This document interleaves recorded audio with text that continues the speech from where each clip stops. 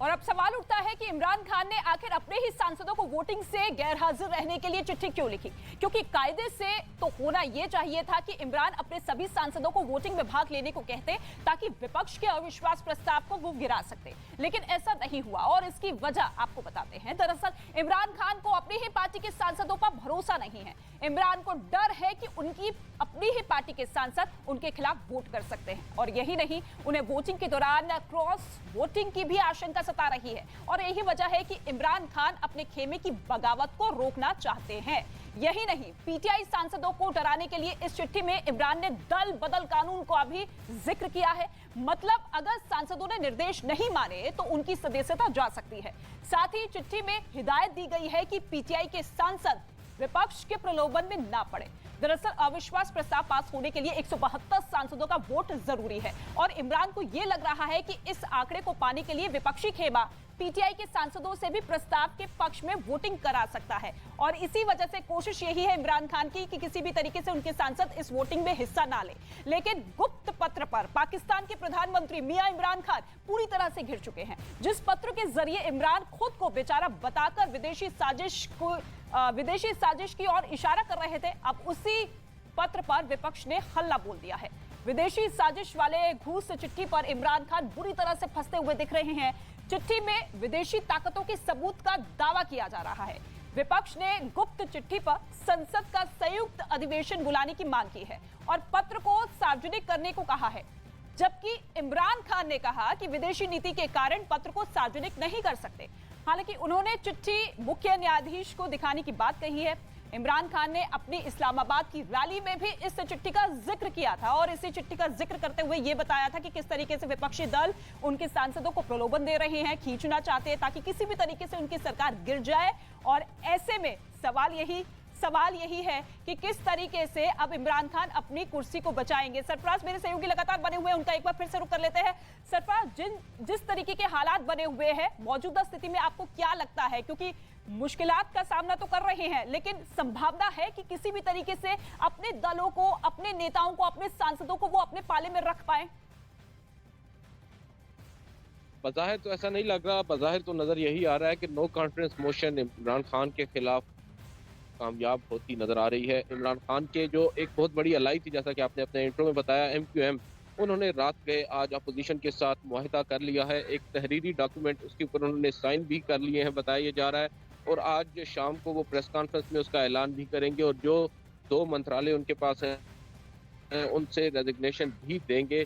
मगर इसमें भी हो सकता है, जैसा कि चौधरी परवेज इलाही जो कि मुस्लिम लीग काफ के थे, उन्होंने भी मामलात सारे तय किए थे अपोजिशन के साथ और एंड मौके पर जाकर उन्होंने हुकूमत से हाथ मिला लिया था। MQM ऐसा करती है या नहीं, अगर जो हालात को देखें और जो गुज़िश्ता रात से यहाँ पर एलिमेंट्स हमारे सामने नजर आ रहे हैं, बिल्कुल, और मौजूदा स्थिति को देखकर यही लग रहा है कि पाकिस्तान में एक बार फिर से इतिहास दोहराने को है, क्योंकि कोई भी प्रधानमंत्री अपना 5 साल का कार्यकाल वहां पर पूरा नहीं कर पाया है और ऐसे में इमरान खान की कुर्सी भी जाती हुई दिख रही है।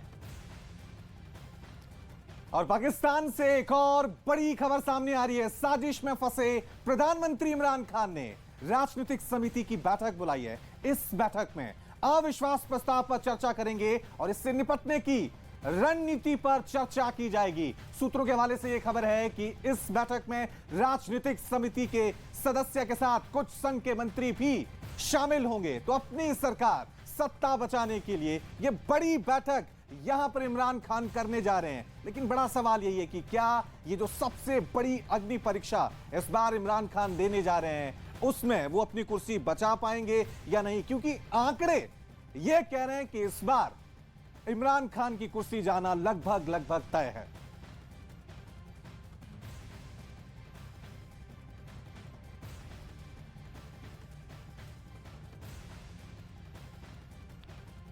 तो इमरान खान के खिलाफ संकट लगातार गहरा गया है। सोमवार को उनको पद से हटाने के लिए अविश्वास प्रस्ताव पेश किया गया और इस प्रस्ताव पर अब कल बहस होगी, क्योंकि प्रस्ताव पेश होने के बाद सत्र स्थगित हो गया था। अब 31 मार्च को बहस होगी तो अगले 3 दिनों बाद इमरान खान की कुर्सी पर अंतिम फैसला हो जाएगा। ये 2 तस्वीर आप देखिए, अविश्वास प्रस्ताव पेश हो चुका है और शाम 4 बजे इस प्रस्ताव पर मंथन होगा, बैठक होगी और फिर 3 अप्रैल को वोटिंग होगी। हालांकि आज शाम को 4:30 बजे के आसपास विपक्षी दलों की तरफ से बैठक बुलाई गई है, उसमें भी मंथन होगा। तो बैठकों का दौर लगातार जारी है विपक्षी दलों की तरफ से, इमरान खान की तरफ से। लेकिन इस वक्त कौन किस पर भारी पड़ता है, यह कौन अपनी कुर्सी बचा पाने में कामयाब होता है, इसी पर सभी की नजरें टिकी हुई है। और इमरान खान के खिलाफ मरियम नवाज ने हल्ला बोल दिया है। आलम यह है कि नियाजी सरकार कुछ घंटों की मेहमान रह गए हैं। कौन है ये मरियम नवाज जिसका नाम इस वक्त आवाम की जुबान पर गूंज रहा है? ये रिपोर्ट आप देखिए। झूठा कौन, नौसरबाज कौन, बदजुबान कौन, बदतमीज कौन, मुनाफिक कौन, रोटी चोर कौन? पाकिस्तान का सबसे बड़ा चूहा जो खा खा कर मोटा हो गया है, उस चूहे का नाम है इमरान खान।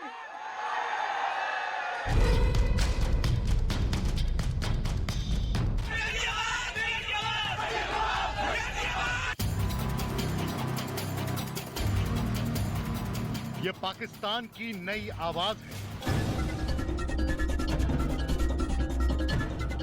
ये इमरान खान नियाजी के खिलाफ नई ललकार है।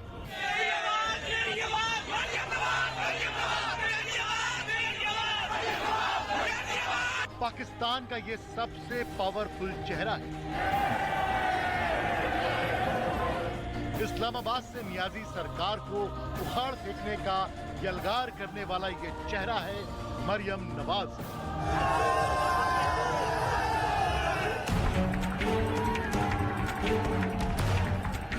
जो इस वक्त पूरे पाकिस्तान का सेंटर पॉइंट है, जिसके इर्द गिर्द फिलहाल पूरे पाकिस्तान की सियासत घूम रही है। मरियम नवाज वो धुरी है जिसके बूते पाकिस्तान का विपक्ष नियाजी सरकार की विदाई के दिन गिन रहा है। ये मरियम नवाज है जिसने अपने चचा जान शहबाज शरीफ को पाकिस्तान का नया पीएम बनाने की पूरी स्क्रिप्ट लिखी है। ये मरियम नवाज ही है जिन्होंने बिलावल भुट्टो, मौलाना फजलुर रहमान जैसे सियासतदानों को इमरान के खिलाफ एक छत के नीचे खड़ा कर दिया। पाकिस्तान का जहाज किसी भी वक्त पुराने पाकिस्तान में लैंड करने वाला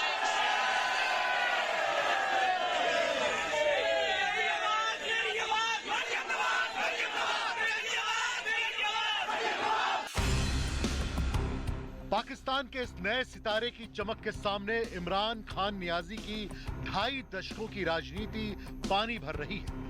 ये मरियम नवाज ही हैं जिन्होंने पाकिस्तान के सुल्तान इमरान खान को घुटने के बल रेंगने के लिए मजबूर कर दिया। मुल्क का हिस्सा कोई हो, गुजरावाला हो या कराची या इस्लामाबाद, मरियम नवाज की आवाज पूरे पाकिस्तान में गूंज रही है।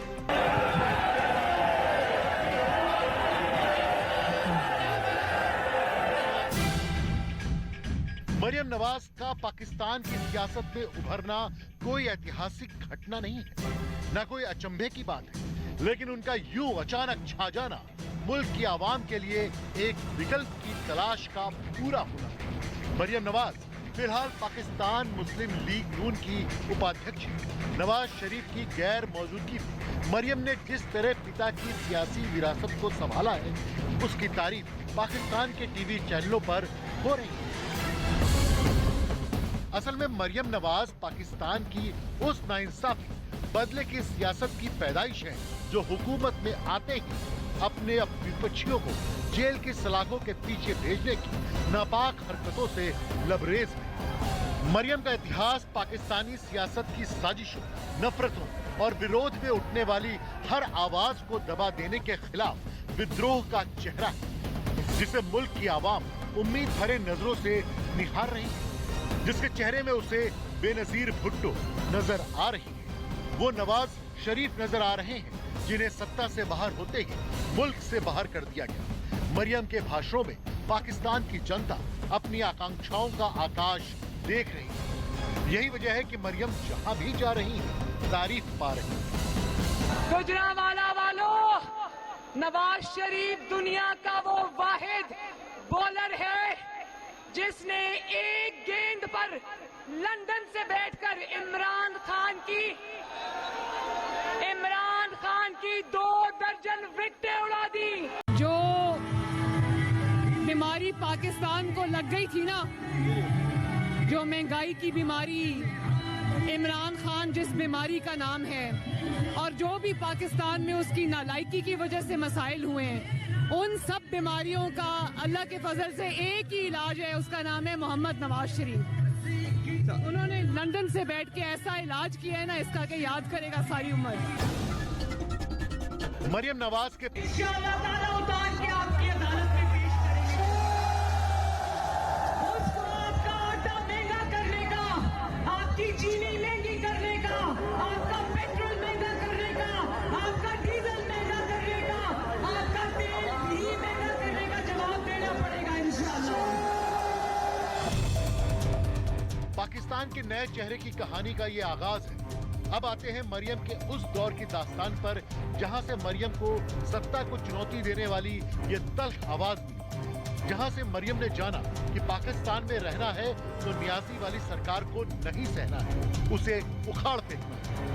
पहले ही पार्टी से निकलने को खरीदा तो उसको जाता है जिसके बारे में कोई हो कि वो अभी डिसाइड नहीं कर पा रहा, जो पहले अपना माइंड बना के बैठे हुए हैं, जो आपके वजीर आजम होते हुए आपको छोड़ के जा रहे हैं, उनको खरीदने की क्या जरूरत है? तो ये अगर आपको आईने में अपना चेहरा नजर नहीं आता तो मैं आपको आपका चेहरा दिखा देती हूँ। अभी सेनेट के इलेक्शंस को कोई ज्यादा वक्त नहीं गुजरा, किस तरह आपने अपनी माइनॉरिटी को मेजॉरिटी में बदला। सेनेट में ऑपोजिशन की मेजॉरिटी थी, आपकी माइनॉरिटी थी, किस तरह आप सेनेट में जीत गए? उस वक्त क्या किया था आपने, जरा काइंडली बताएं। उस वक्त क्या खरीदो फरोख्त की थी, या आपने उस वक्त कोई प्रेशराइज किया था अपने मेंबरान को और ऑपोजिशन के मेंबरान को, या उस वक्त आपने हॉर्स ट्रेडिंग की थी? और अगर वो उस वक्त जायज थी तो आज आपको क्या इशू हो रहा है? और आप कभी उनको कह रहे हैं कि ये लोग बिक गए, कभी वो उनको लोटे कह रहे हैं, कभी कुछ कह रहे हैं, और साथ ही आप एक उनको कहते हैं कि आ जाओ मैं माफ कर दूंगा। असल में मरियम के सियासी सफर की शुरुआत होती है पाकिस्तान मुस्लिम लीग के सामाजिक कार्यों से, और यहीं से इमरान खान की पार्टी पीटीआई ने विवादों में मरियम का नाम उछालना शुरू कर दिया। और अब आलम यह है कि मरियम बोलती हैं तो इमरान की कुर्सी हिलती है।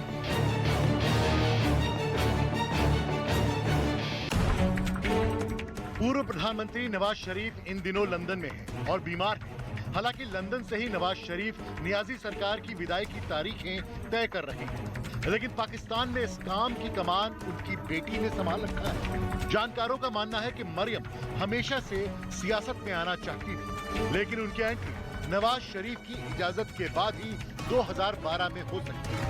इसके बाद उन्होंने अपने पिता के चुनावी कैंपेन को अपने हाथों में ले लिया। पाकिस्तान की 342 सीटों वाली नेशनल असेंबली में पाकिस्तान मुस्लिम लीग को 2013 के चुनाव में 166 सीटें मिली, यानी साल 2013 में नवाज शरीफ की पार्टी की जीत में मरियम का रोल अहम था, जिसका नतीजा हुआ कि नवंबर 2013 में मरियम को प्रधानमंत्री यूथ प्रोग्राम का चेयरपर्सन बना दिया गया। लेकिन मरियम की नियुक्ति को लेकर विवाद पैदा हुआ। विपक्षी पार्टियों ने नवाज शरीफ पर घोर भाई भतीजावाद करने का आरोप लगाया। इमरान खान की पार्टी पीटीआई ने इस नियुक्ति को लाहौर कोर्ट में चुनौती दी। नतीजा हुआ कि मरियम को इस्तीफा देना पड़ा, लेकिन मरियम पिता की पार्टी में तब तक अपना मकाम हासिल कर चुकी थी, और जैसे ही नवाज शरीफ बीमारी के बहाने देश से भागे, जगहजान शहबाज शरीफ के साथ मरियम फुल ऑन एक्टिव हो गई। अब पार्टी में मरियम नवाज की हैसियत ये है कि नवाज शरीफ के छोटे भाई शहबाज शरीफ पाकिस्तान मुस्लिम लीग नवाज के अध्यक्ष हैं, लेकिन पार्टी की उपाध्यक्ष मरियम नवाज के बिना किसी प्रस्ताव पर मुहर नहीं लगी। जब वो चीफ मिनिस्टर था तो खिदमत के रिकॉर्ड कायम किए, और एक भाई की हैसियत से सख्त वक्त में भी शहबाज शरीफ ने वफादारी और मोहब्बत और भाईचारे का रिकॉर्ड कायम किया। मैं दावत-ए-खिताब देती हूँ आने वाले दिनों के वजीर आजम पाकिस्तान मोहम्मद शहबाज शरीफ को। पाकिस्तान की संसद में मरियम की PMLN पार्टी के पास सिर्फ 82 सीटें, लेकिन दमखम इतना है कि 155 सीटों वाली इमरान की पार्टी तहरीके इंसाफ को चुनौती दे रही है। मरियम जानती है नियाजी के उकताए सरकार से पाकिस्तान की आवाम आजादी चाहती है, क्योंकि मरियम का सियासी दामन भी बिल्कुल पाक साफ नहीं रहा है। बावजूद इसके वो इमरान के खिलाफ हल्ला बोल में विपक्षियों में सबसे आगे। तो इज्जत तो जाती रही, एक अपने मेंबर को पकड़ता है तो दूसरा भाग जाता है, दूसरे को पकड़ता है तो तीसरा भाग जाता है। कभी ये देखा, कभी देखा पाकिस्तान के 75 सालों में कभी देखा मेरे भाइयों और मेरी बहनों कि अपने ही लोगों को इक्तदार में रहते हुए उनको शो कॉज नोटिस जा रहे हैं कि बोलो इमरान खान का साथ क्यों छोड़ा। पाकिस्तान में मरियम नवाज की आज भले ही आवाम सुन रही है, लेकिन पूर्व प्रधानमंत्री नवाज शरीफ की बेटी इतनी शरीफ भी नहीं। 2018 में नवाज शरीफ, मरियम शरीफ और दामाद सफदर को एवनफील्ड भ्रष्टाचार के मामले में सजा हुई। आरोप है कि नवाज शरीफ और उनके परिवार ने भ्रष्टाचार करके एवनफील्ड में संपत्ति खरीदी। इस मामले में नवाज शरीफ को 10 साल और मरियम को 7 साल और मरियम के पति को 1 साल की सजा हुई। मरियम को पति के साथ जेल जाना पड़ा, लेकिन कुछ दिनों बाद ही इस्लामाबाद हाई कोर्ट ने उनकी जमानत मंजूर कर ली और मरियम जेल से बाहर आ गई। लेकिन भ्रष्टाचार के संगीन आरोपों ने मरियम को 10 साल के लिए चुनाव लड़ने पर प्रतिबंध लगा। पाकिस्तान के दूसरे सियासतदानों की तरह मरियम भी भ्रष्टाचार की कालिक से खुद को बचा नहीं पाई। कोर्ट ने कहा कि मरियम ने संपत्ति खरीदने को लेकर जो रसीदें दिखाई वो फर्जी है। पाकिस्तान की आवाम इस फैक्ट को पहचानती है, लेकिन नियाजी से मरियम को अच्छा मानती। तभी तो मरियम की रैलियों में भीड़ उमड़ रही है।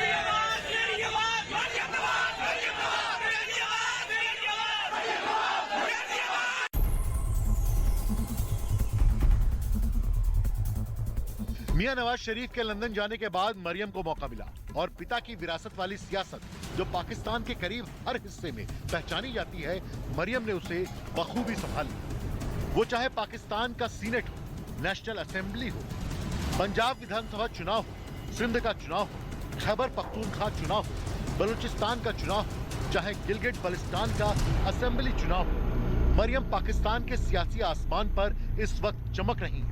इनके एक इशारे पर लाहौर से पेशावर तक सियासत गर्मा जाती है।